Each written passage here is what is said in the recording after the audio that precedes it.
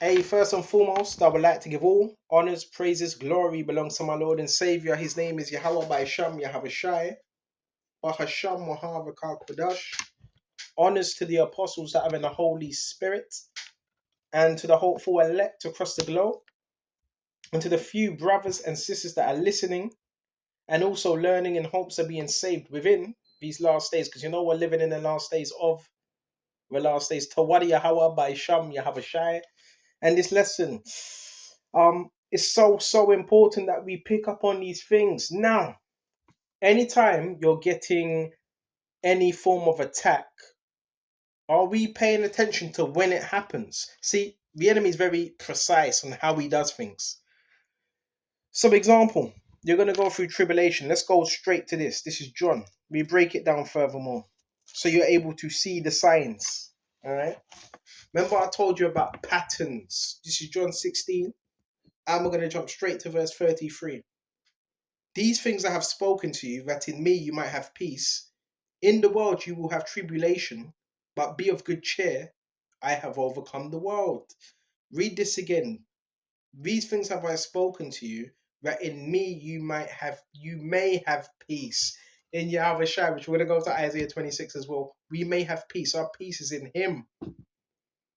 In the world you will have tribulation, which is what? Hardships. You're gonna have certain individuals that come up against you. Why? Because they don't know any better. Some of them may know better, but they don't care. But again, these things happen. You shall have tribulation.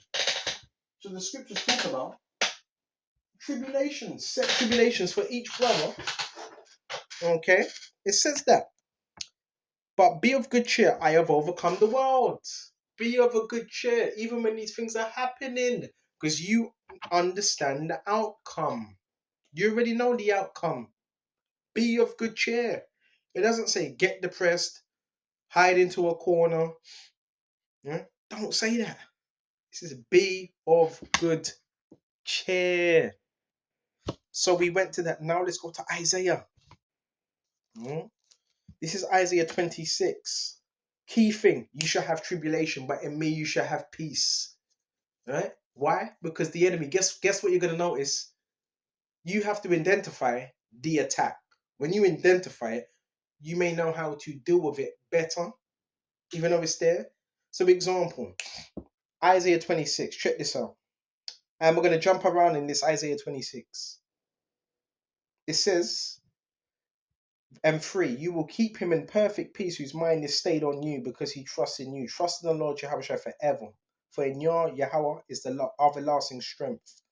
For he brings down those who are dwell on high and a lofty city and lays it low. So it says, whose mind is stayed on you. Stayed. Right? Mind is stayed. So if your mind is stayed, it's thinking about who? Yahweh Shai. Remember what we just read in John. You shall have peace in me. So your peace is supposed to be what? Who directs it? Yahweh Shai. Keeps us in perfect peace. But that's if our mind is stayed on him. Now let's go to John. This is what the enemy would try to do. And what's peace? Peace goes in hand with freedom, right? Peace, freedom goes hand in hand. So guess what? When you say if you went out, you're doing what you're supposed to be doing, and you come back in, the first thing the enemy will do, he will use people to bombard you with attacks because he knows, hold on, you've been outside, you've been doing this, you've been doing that, and when you come in, you might want to rest. So, what does that tell you? What's he attacking then? He's attacking your peace. I want to say this again. All right, you've gone outside, you've done what you're supposed to do, you come back in. If you're seeing that instantly, what's he attacking? He's attacking your peace. He wants you to be, he's trying to throw you off balance. So therefore, now you know what he's targeting. You see? You see? Let's go to John now. You have to be able to see these things. And listen. Yeah, he uses people to do this as well. If it's an ever occurring thing, then you have to be able to see it. Now we're gonna go to John 10:10. Actually, we got John 10:10. We got John 8 and 11. Let's go to John 10:10. This is so important. John 10:10. The thief does not come except to steal and to kill and to destroy. So, steal, kill, destroy. What can he steal? What can he try to steal? Your peace. So when you see these things, right, I'm saying literally, you walk through the door, yeah, 5 minutes, sometimes 3 minutes, 10 minutes, and all of a sudden, bang, bang, bang, bang, bang, bang, bang, this and that, and shouting and that. Well, that's an attack from the enemy. Flying monkeys everywhere. Door slamming many. That's an attack on your peace. That's an attack on your faith. So now you've identified that, then what do? You remain in that peace.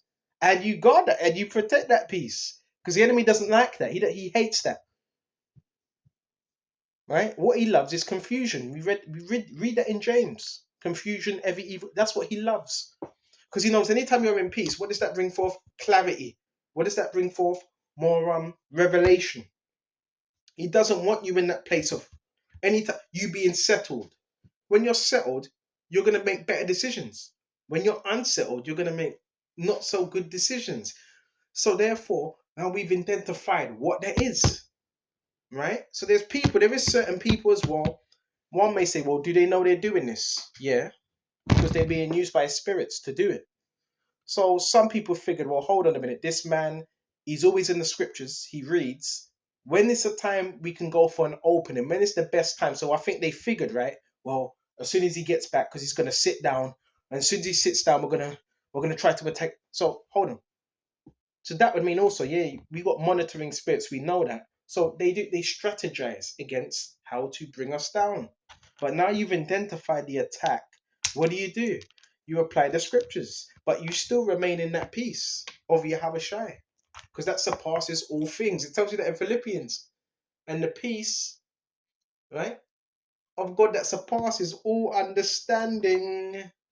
Right? Don't ever let the enemy get you out of the place you should be in. You know what I'm saying? Mhm. I was pondering upon this because now it's a pattern, and the enemy uses patterns. He does things in patterns, and he also watches our patterns as well to see, well, can I get an opening? Because if you've got monitoring spirits, they would be able to see, well, you're in the word continually. He's praying continually, so they're looking. They're looking for that. Where's that weak spot? Where can we get him? That's why a lot of the attacks come at night time as well. But let's forget about that. Let's stay on the peace. A lot of them come at why night time? Hmm? Why morning time? Because that's when you're in what's it? Not well, you could say unconscious, subconscious. You're resting. That's why he would attack at that time, because he knows when you're sleeping, he already knows. Well, you ain't gonna be reading the Bible, are you? That's how the enemy strategizes. He's a thief. He doesn't want you to be at peace. He doesn't want you to worship God. All right? Just like the narcissist. The narcissist don't want you to worship God. They want you to worship them. All right? They don't want you to have clarity. They want you to be confused like them, unsure like them, doubtful like them. Okay, that's why we have to keep our eyes single. Remember, Yahweh said, I will keep you in perfect peace. Just focus on me. You see, a whole other distraction. This was about distractions, man, throwing you off. Okay, that's what he uses to get you to disown that purpose, that mission, whatever you need to do. So we went to. Is there anything else? Is there anything else? Hold on. Matthews. He's a joy stealer because we know the devil. He's miserable as hell. He wants you to be miserable as well. Then he sends these fucking idiots with their MK Ultra. You know their little stupid MK Ultra weapons and all that. Try to lower your energy. That's strategic, bro. It's strategic. Right? Strategic. That's why it says put on the armor so you can stand against the wiles of the enemy. The enemy is very strategic. He figured, hold on a minute. If you've been out for 5 or 4 hours and you come back in, the enemy knows you're gonna rest. You're not just gonna go back out. This is so you do have people that will watch you and look for an opening. Stay in prayer. Stay in prayer. Right? Is there Matthew 6 and 19? This is Matthew 6:19. Um, if your eye be single, your whole body shall be full of light. It says that, right? If your heart, it says it. So where we keeping our eyes on Yahweh Shai? Don't keep it on no gangster because the gangsters are low vibrational entities. They're low vibrational, man. Why you think they're trying to lower your energy? Oh yeah, the energy weapons is to lower your energy, lower your frequency. And if they can lower your frequency, the witchcraft they're doing, they're thinking it's gonna work. So that's why they all. That's a major reason why they do that. They're trying to lower your energy, man. But stay in prayer, stay in scriptures. If need be, fast. If these things are gonna help, fast, man. All right, all these things, bro. And another thing, try get out in nature. Right, Babakisha? They want you depleted so they can harvest off you. You have to be aware of these things, man. Aware. Pray to Yahweh Shai. I'm gonna shut off here. Lord, when this is edifying, and yes, hold on to that peace, man. Don't let no one take that peace. Scriptures also seek peace and pursue it.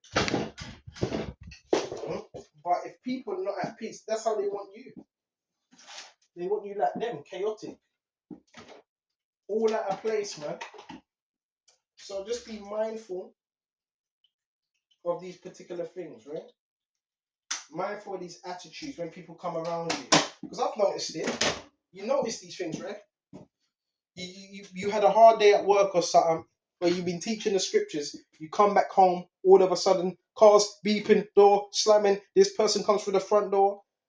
That's the enemy using these people, man. A lot of them are warlocks, witches, on assignment, narcissists. So that means they study you. They study you. See, where is your weak point? Where can we come in? Right? That's why you have to be in the scriptures as much as possible. You understand? I'm gonna shut off here low when this is edifying. Until next time, shalom.